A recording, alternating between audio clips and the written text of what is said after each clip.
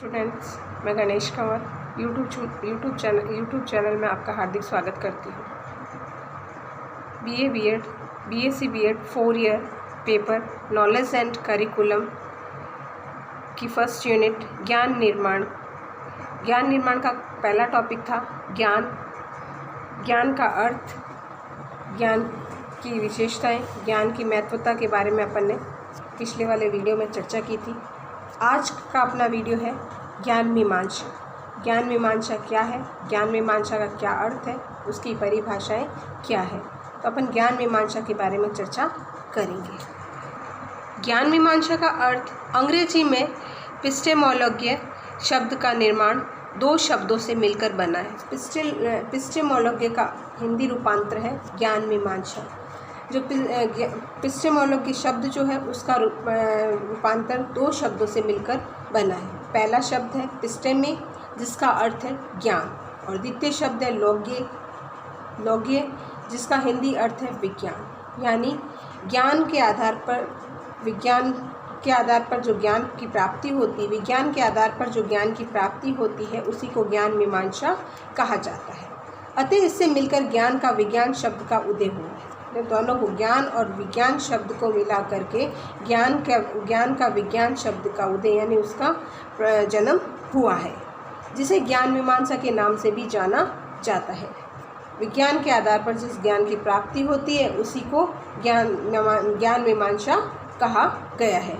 ज्ञान मीमांसा के विभिन्न विद्वानों ने अपने अपने शब्दों में निम्नलिखित रूप से परिभाषित किया है। कह रहे हैं ज्ञान मीमांसा को अलग अलग विद्वानों ने विभिन्न प्रकार से अलग अलग प्रकार से कई परिभाषाएं दी है। सबसे पहले श्रीमती आर के शर्मा का कहना है कि किसी वस्तु विशेष के संदर्भ में यथार्थ का विश्लेषण करना एवं उसे जन सामान्य के लिए बोधगम्य बनाना ही ज्ञान मीमांसा है। कहने का मतलब है कि श्रीमती आर के शर्मा का कहना है कि जो ज्ञान मीमांसा है यानी कि किसी विषय वस्तु के संदर्भ में, कोई भी विषय हो चाहे कोई वस्तु हो, उसके संदर्भ में जो वाजिब या उचित या ठीक उसी प्रकार से विश्लेषण करता है, उसका विश्लेषण करता है, या फिर उसे जन सामान्य यानी नॉर्मल जनता में, सामान्य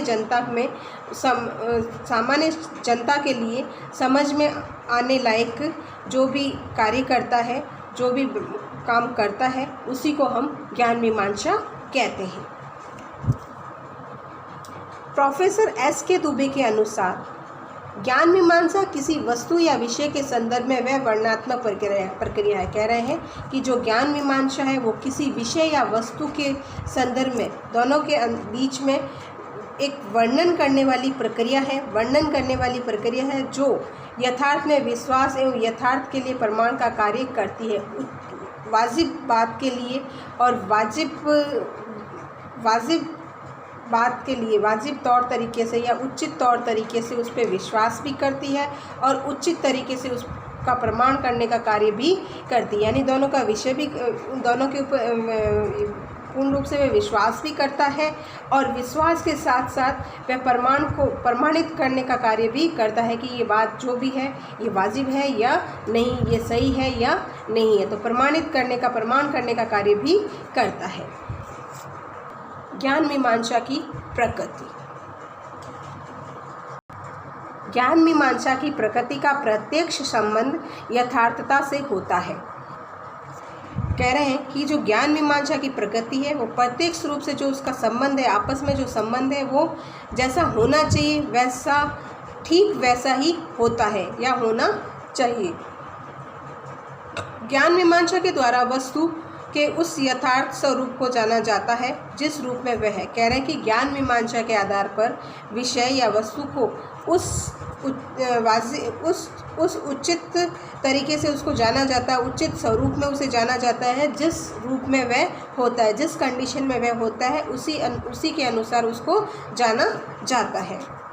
अतः ज्ञान उस सीमा तक यथार्थ रूप में होगा जिस सीमा तक वह उस वस्तु को उसी रूप में प्रस्तुत करता है। कह रहा है कि जो ज्ञान है उस सीमा तक वह उचित तरीके से उचित रूप से या उचित तरीके से उचित रूप में होगा जिस सीमा तक वह उस वस्तु, कह रहा है कि जिस सीमा तक, उस कंडीशन तक उस वस्तु को उसी रूप में प्रस्तुत करता है। जिस कंडीशन में जो वह जैसी वस्तु है उस वस्तु को उसी प्रकार से प्रस्तुत करता है, तब तक वह एक ही रूप में रहेगा। जैसा उचित रूप है उसी के अनुसार वह रहता है। जिस रूप में वह वस्तु जानी जाती उसी रूप में वह प्रस्तुत करता है, तब तक उसी रूप में रहता है। यदि ज्ञान मीमांसा के द्वारा हम उस वस्तु को यथार्थ रूप में दर्शन नहीं कर पाते हैं तो ये माना जाता है कि वह वस्तु हमें इस प्रकार का प्रतीत हो रही है कि वास्तव में उसका स्वरूप कुछ और है। कहने का मतलब है कि ज्ञान मीमांसा के आधार पर जो भी वस्तु होती है, जिस कंडीशन में जो वस्तु होती है, उस वस्तु के आधार पर वो वस्तु हमें प्राप्त नहीं होती है, उस रूप में हम नहीं देख सकते हैं, तो हम अनुमान लगा सकते हैं या वास्तव में हम कह सकते हैं कि उस वस्तु का जो स्वरूप है वह कुछ और है, कुछ अलग तरीके से उसका स्वरूप माना गया है। ज्ञान मीमांसा की प्रगति मूल रूप से 3 तथ्यों से संबंधित है। जो ज्ञान मीमांसा की प्रगति है वो 3 रूप से महत्वपूर्ण है, 3 तथ्यों से जुड़ी हुई है। प्रथम रूप यथार्थता, द्वितीय रूप में यथार्थता में विश्वास तथा तृतीय रूप में यथार्थता के लिए प्रमाण होना चाहिए। कह रहा है कि पहला वास्तविकता या विश्वास, दूसरा जो भी विश्वास है, जो भी हकीकत है उसमें विश्वास, तथा तृतीय रूप में जो प्रमाण किया जा रहा है उसके अंदर भी हमें विश्वास होना चाहिए। जैसे कि मैं ईश्वर के संबंध में ज्ञान रखता हूँ, कह रहा है कि मैं खुद ईश्वर के संबंध में, ईश्वर को लेकर के, ईश्वर के रूप में उस चीज़ को क्या करता हूँ, उससे ज्ञान प्राप्त करता हूँ, तो वो हमारा क्या है, विश्वास है, हमारी खुद का विश्वास है। हमें विश्वास होगा तभी तो हम ये कह सकते हैं कि मेरा जो संबंध है वो ईश्वर से है, और ईश्वर के द्वारा जो संबंध बना उससे मैं ज्ञान को रखता हूँ, ज्ञान प्राप्त करता हूँ।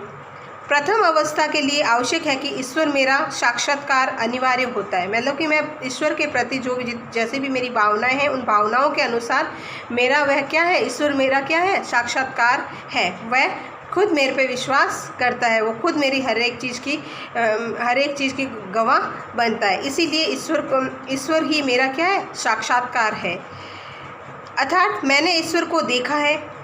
द्वितीय अवस्था में मुझे इस तथ्य को पूर्ण विश्वास होना चाहिए कि जिसको देखा है वह ईश्वर ही हो, कोई और नहीं है। दूसरी अवस्था में ये कहा जाता है कि जिस चीज़ को मैंने देखा है मेरे अंदर किसी प्रकार का कोई भ्रम नहीं होना चाहिए, मुझे यही लगना चाहिए कि जिस चीज़ को मैंने देखा है वह कौन है, ईश्वर ही है और कोई नहीं हो सकता है। तृतीय अवस्था के लिए यह आवश्यक है कि ईश्वर के संबंध में मेरे पास पर्याप्त प्रमाण होना चाहिए। कह रहा है कि तीसरी अवस्था के लिए ये बहुत ही महत्वपूर्ण है, जरूरी है कि ईश्वर के संबंध में मेरे पास, ईश्वर से जो संबंध है उसके लिए मेरे पास कोई ना कोई प्रमाण होना चाहिए, कोई ना कोई मेरे पास उसका प्रूफ होना जरूरी है।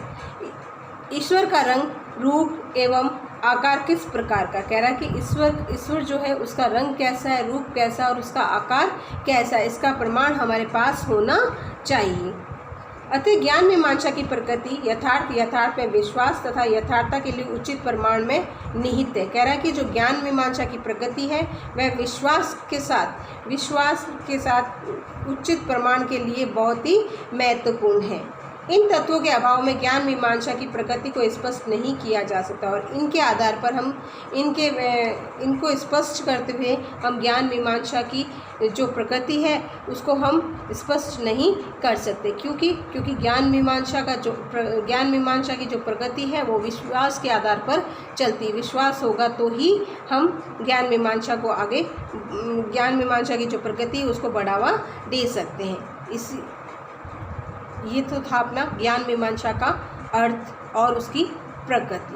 अब है ज्ञान, और नेक्स्ट पॉइंट है, टॉपिक है अपना ज्ञान और कौशल। ज्ञान और कौशल के अंदर क्या डिफरेंट है, दोनों के बीच में क्या अंतर है, उसके बारे में अपन चर्चा करेंगे। ज्ञान एवं कौशल में पर्याप्त हमेशा अंतर दिखाई देता है, अंतर देखा गया है। ज्ञान एवं कौशल में अंतर स्थापित करने में पूर्व दोनों की अवधारणा को समझना आवश्यक है। कहना है कि ज्ञान और कौशल के अंदर जो हम अंतर स्थापित करते हैं, अंतर जो देखते हैं, तो उन दोनों के लिए इन दोनों के लिए पूर्व दोनों की अवधारणाओं को समझना आवश्यक है। यानी पूर्व में ही दोनों की जो अवधारणाएं हैं उसको समझना हमारे लिए महत्वपूर्ण है या आवश्यक है। ज्ञान का आशय उन वेद, विश्वसनीय एवं सत्य सूचनाओं से है जिसका आधार किसी कार्य का प्रदर्शन किया जाता है या किया जा सकता है। कहने का अर्थ है कि ज्ञान का आशय, ज्ञान का अर्थ उसी से है जो वेद है, विश्वसनीय है या सत्य, जो सही सूचनाएं, सच्ची बातें जो है उनके आधार पर ही उन कार्यों का प्रदर्शन करना ही ज्ञान का आशय कहलाता है। जैसे एक छात्र के एक प्रयोगशाला में ऑक्सीजन गैस बनाने संबंधी वेद एवं सत्य सूचनाएं हैं।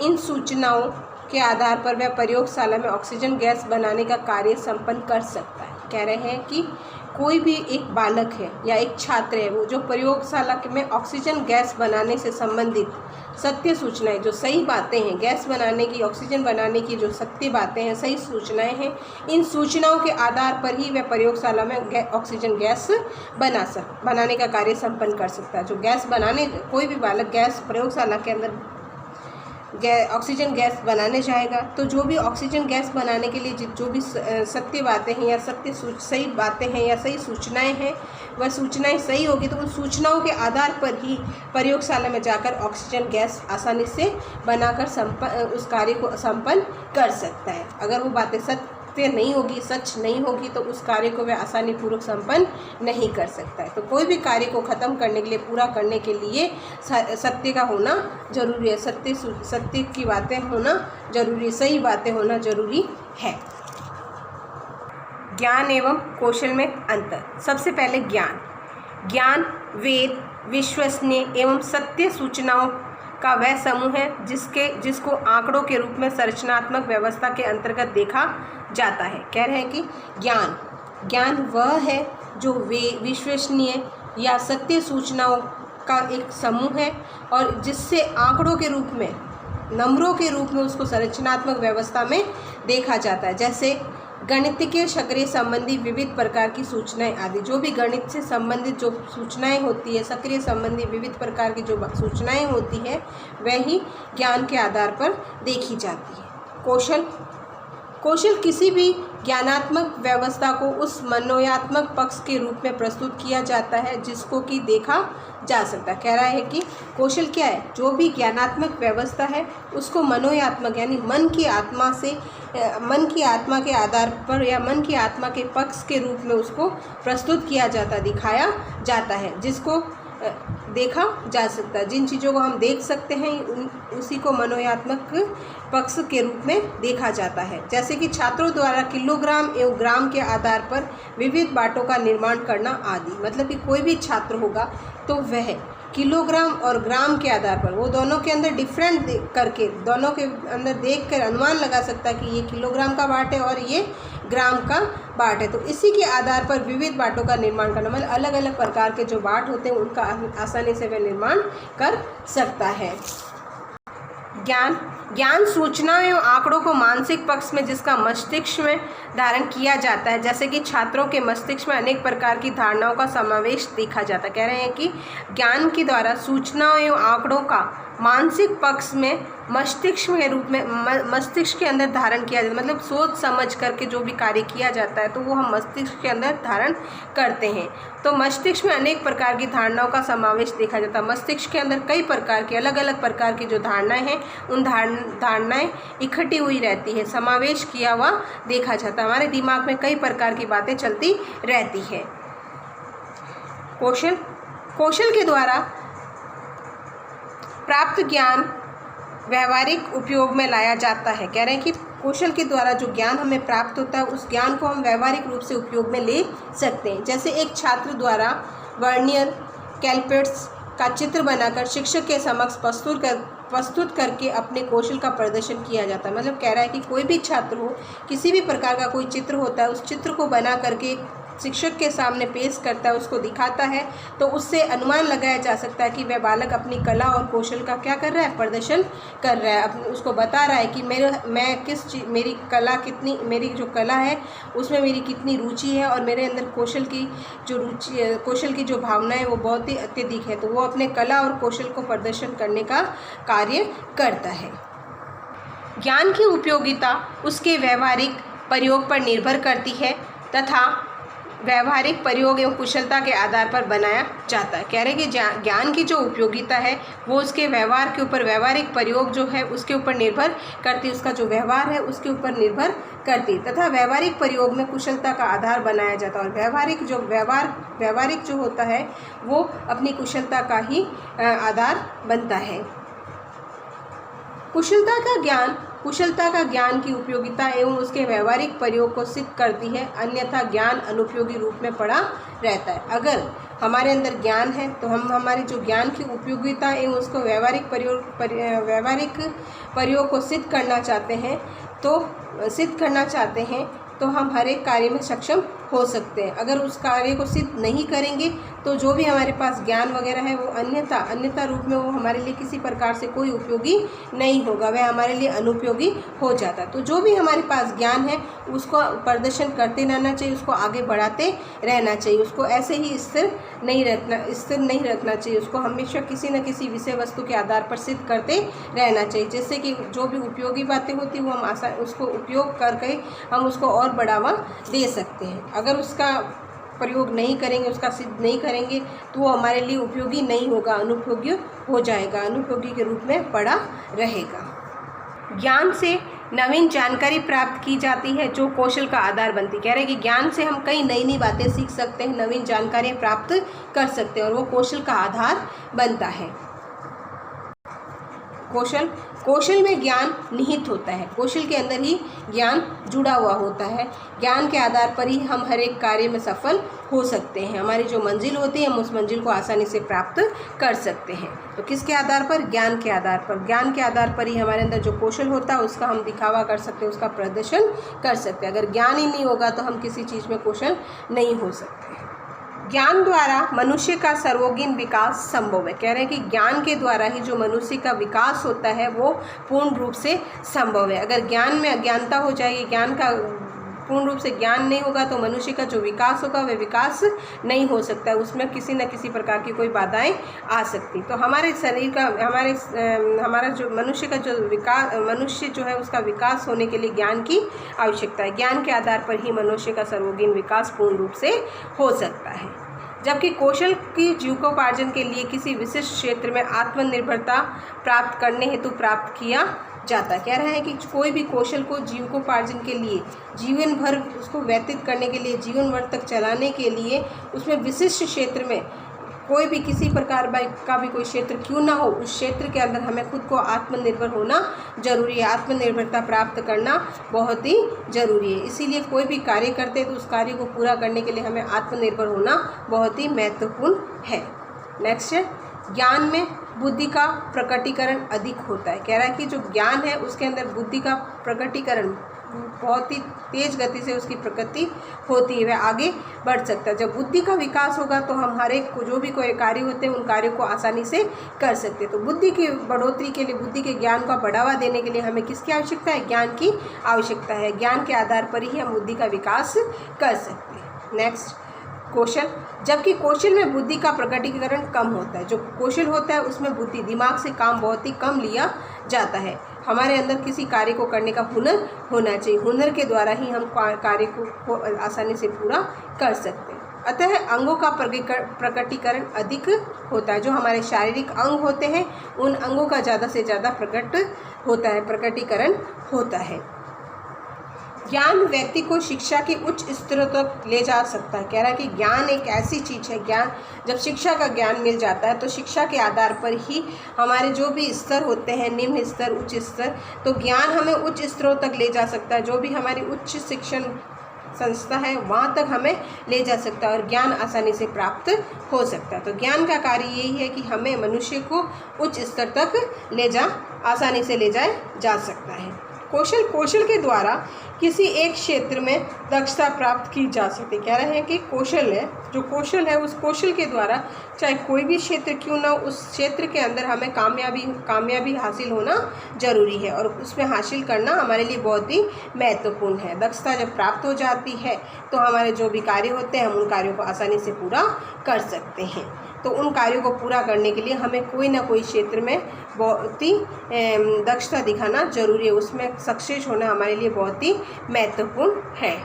ज्ञान किसी भी व्यक्ति में सरलता से स्थानांतरित किया जा सकता है। ज्ञान ऐसा है कि चाहे कोई भी व्यक्ति क्यों ना हो, उसको सरल तरीके से एक से दूसरे से तीसरे व्यक्ति में भी स्थानांतरित किया जा सकता है। एक शिक्षक के द्वारा हर एक बच्चे के अंदर ज्ञान को स्थानांतरित किया जा सकता है। अगर बच्चे के अंदर समझ होगी तो जो शिक्षक अपन को शिक्षा दे रहा है, शिक्षा का जो ज्ञान दे रहा है, हम उसको उचित रूप से प्रयोग करके, उसको उचित रूप से हम इस्तेमाल करके उसका ज्ञान प्राप्त कर सकते। तो ज्ञान को सरलता से एक व्यक्ति से दूसरे व्यक्ति से तीसरे व्यक्ति में भी आसानी से स्थानांतरित किया जा सकता है।